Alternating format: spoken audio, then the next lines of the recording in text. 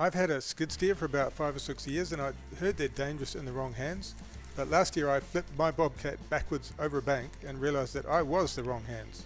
Actually, I wasn't doing anything particularly stupid. I just lost my bearings in tall grass clearing a terraced rice paddy, and over I went.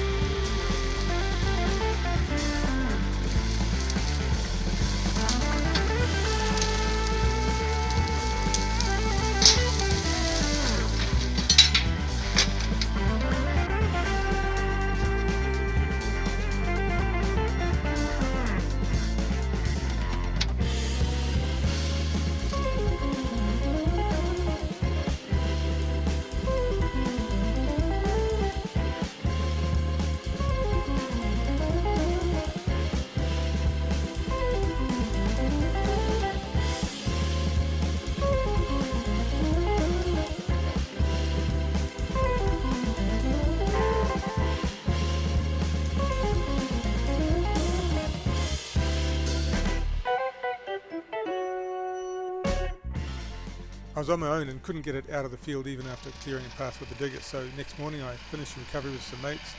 Then I went online and started reading up about skid steer fatalities. And holy shit, these things kill and maim people all the time.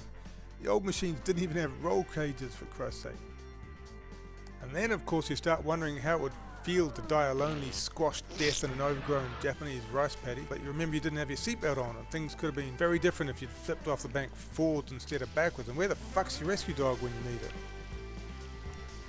So this little episode made me change a few habits about driving the bobcat. Since that backflip, if my ass so much as touches that seat, I put the seatbelt on, because what happens is you jump in to do a quick clean-up on the flat, and then you spy another thing that needs shifting, and then the road needs grading, and an hour later you're still hammering away at something, but instead of being on the flat in front of your shed, you're working on a slope at the edge of a 50-foot cliff up the road, and you don't have your seatbelt on because you're only going to do 30 seconds of work.